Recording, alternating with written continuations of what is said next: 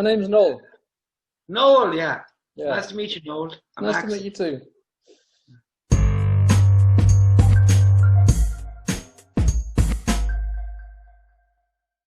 How is it different between doing stuff with a band and doing stuff solo?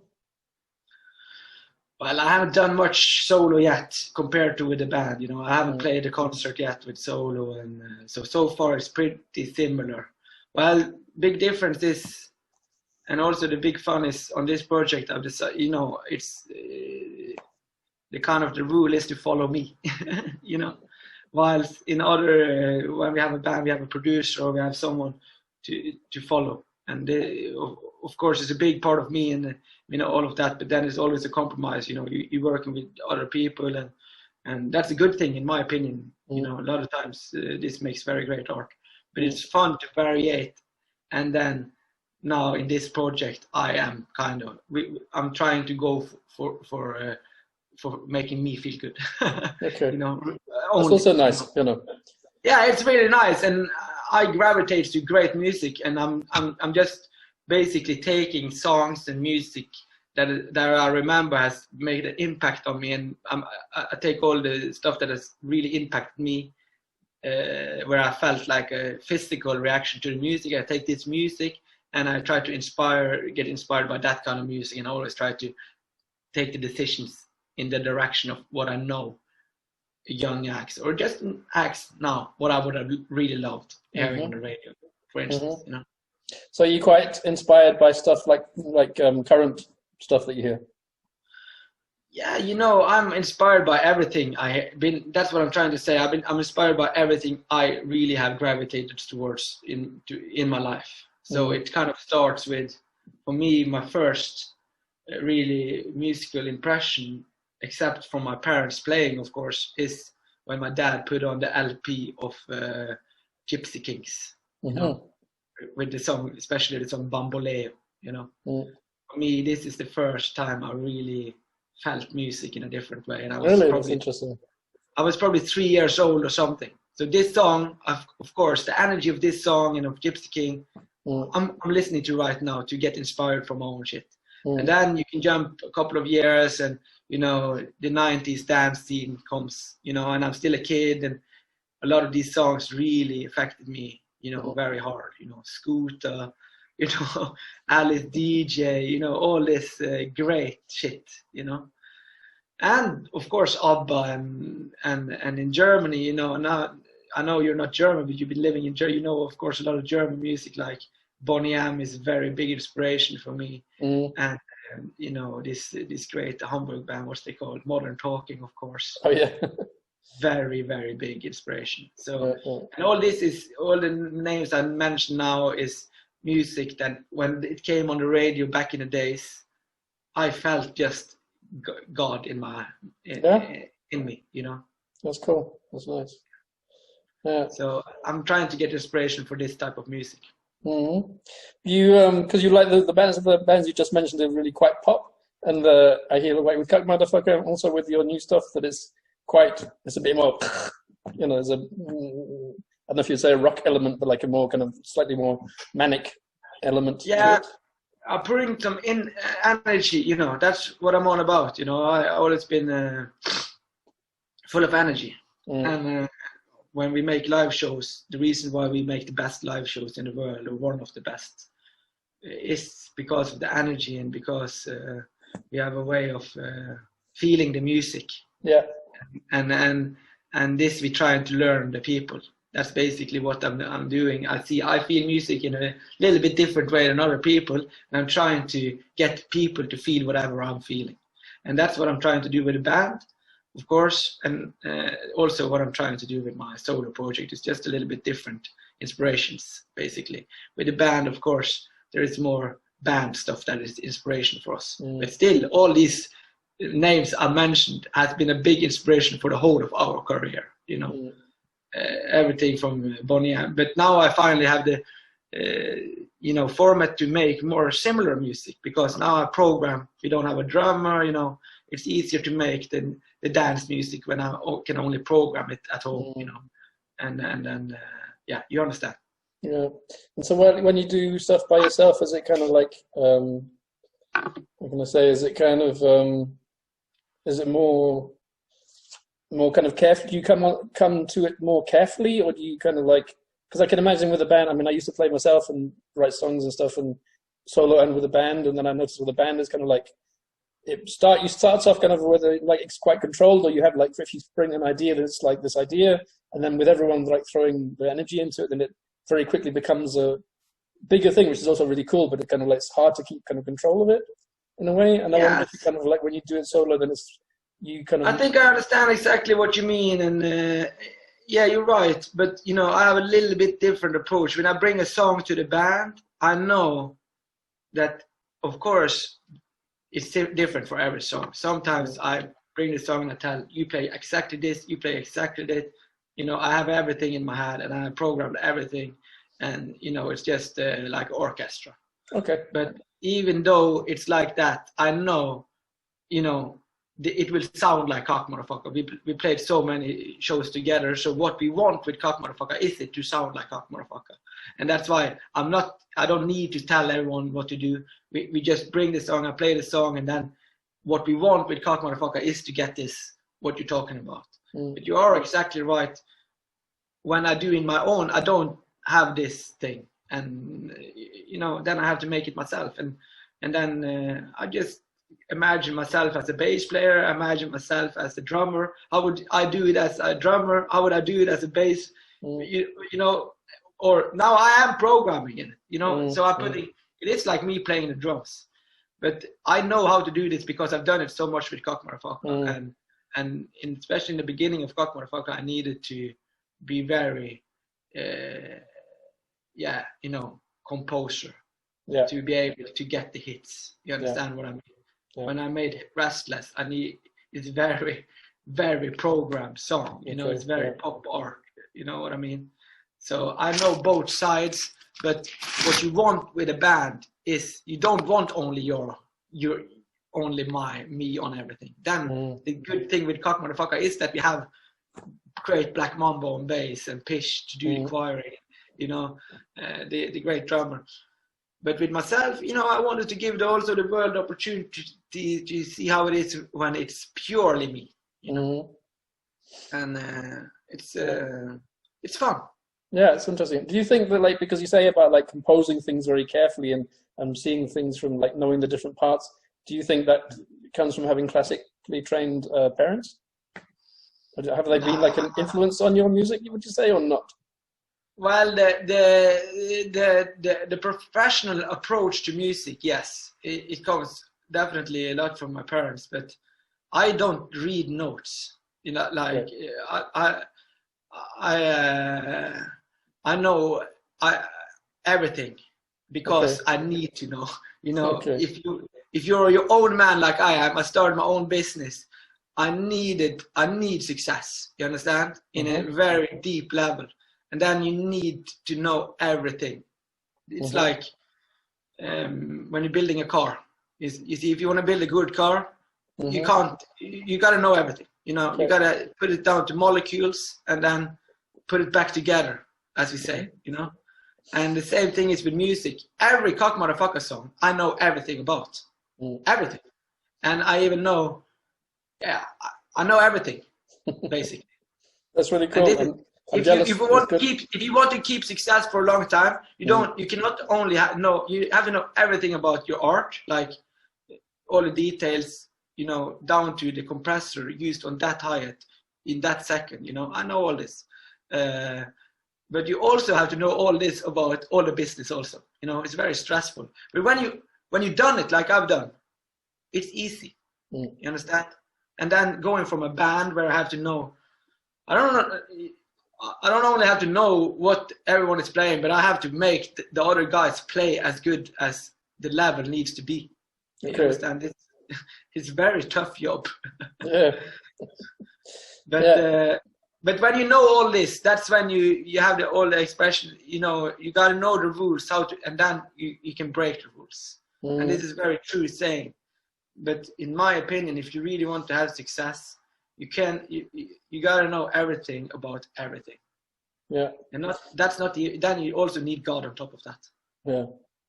I think it's really interesting that you say, like, you don't, this idea that you don't have to know the rules to be able to break them. I think a lot of people kind of forget that, you know. And I think that's really Definitely. interesting. You know, that's why in Kakkmaddafakka, for instance, we're really inspired by the Beatles. And, you know, if you look at the Beatles, they made like a lot of albums with only easy pop songs in the beginning.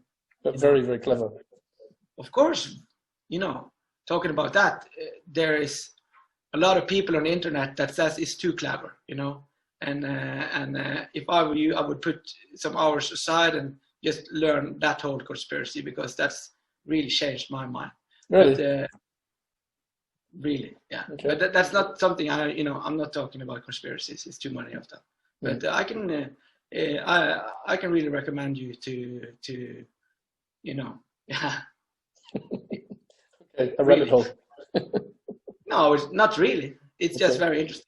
If you find the right sources and you get someone to explain it to you in a good way, it's very fascinating and totally changed your view on a lot. Like especially me. But you know, what was your question? About making the rules and then breaking them.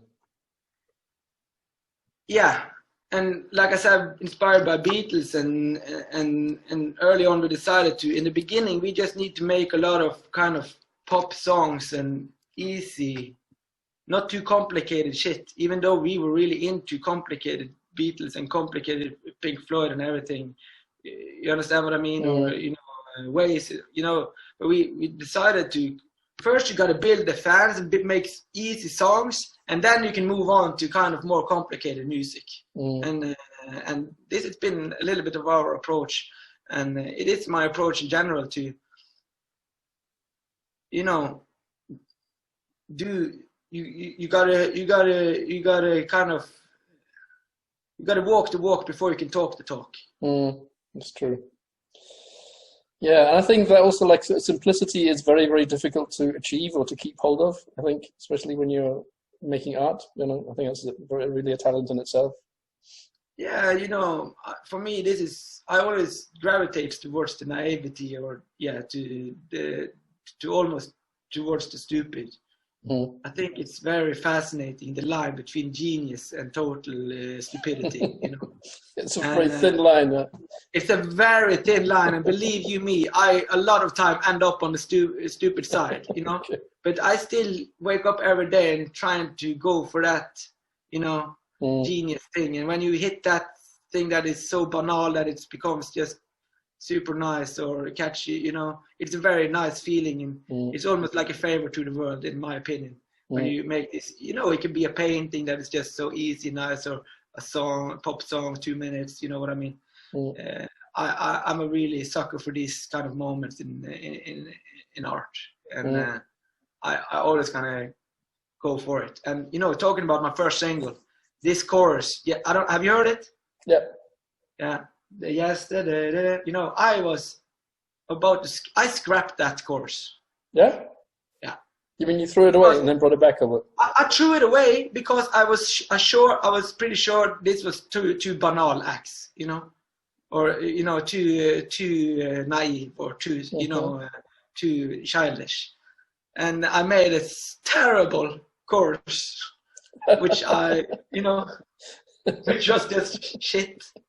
Okay. And then luckily I have you know, someone that asked for the other chorus, and then because I had to make the new one that was shit, I understood how good the other one was. You know, sometimes you don't know because you're only in your own head, and yeah, that's the same happened with the song Forever Alone. Kakkmaddafakka, that we actually tried to make one song before we made the big hit Forever Alone. We made it was like a reggae song, really shit, really shit, so shit. Okay. And then, but I knew I wanted the Forever Alone. You see, so then the song Forever Alone, the old one, which was a reggae. Why am I forever alone? Just so terrible shit, you know. Scrap that, and then the next day, me and Pish made the Forever Alone, which is the Forever Alone that we have today. So It's very interesting, this line, this line. And sometimes you don't know. And I bet there's been a lot of choruses that I have thrown out that would have been geniuses, you know. Yeah, but that, at the moment, I didn't have the self-confidence or whatever. You know, I thought it was shit. Do you play, like you said, someone asked for you for the other chorus? I mean, do you play stuff to people and ask their opinion, or I mean? Yeah, you know, I work very closely with my woman. You know, she's also a songwriter, so me and her work together a lot, yeah, so it's just me and her, you know. But also, of course, I show it. I've been known for sending out a lot of songs, you know. Not so much with this project, but I'm very, I look at people's reaction and I learn a lot from that. So I love sending people songs, but more before, when I was not so confident as I am now.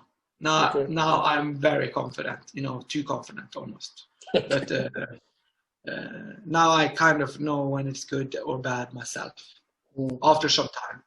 Before I used to be really depending on people telling me. Okay, so the single, Yesterday, is coming out on the 28th, I think. Is that correct? Yeah. Yes. And then an album is following, or what's happening then? Yeah, I'm working hard on the album. Yeah, my goal is to have 9 songs, of course, and yeah, give the world an album. Okay. Do you have any kind of time frame, or imagine when you might want, or when you want to have it, or anything? Or? Oh yeah, we want to have it. I want to have it out as fast as possible, because I'm also my brother, you know, he's done his 2 solo albums, so he's like. He's stressing me about making, you know, we're going to make the Abbey Road of Cock, you know, that's our plan to do after this. We're going to make a really, like, album, really good album. Because now we've done the kind of 5-6 singles albums, and now it's time for us to move to make more masterpiece kind of album. So I have a lot, and also I'm painting every day, and I'm so lucky with all my paintings selling. So yeah, I'm in a very sweet position, even though I can't play live, but like creatively I am very lucky. Yeah, that sounds good. Sounds really good. So but were you kind of like, are you planning to kind of tour the album, or you don't know what's going to happen? Or? Yeah, you know, that's our goal, but now the situation is how it is.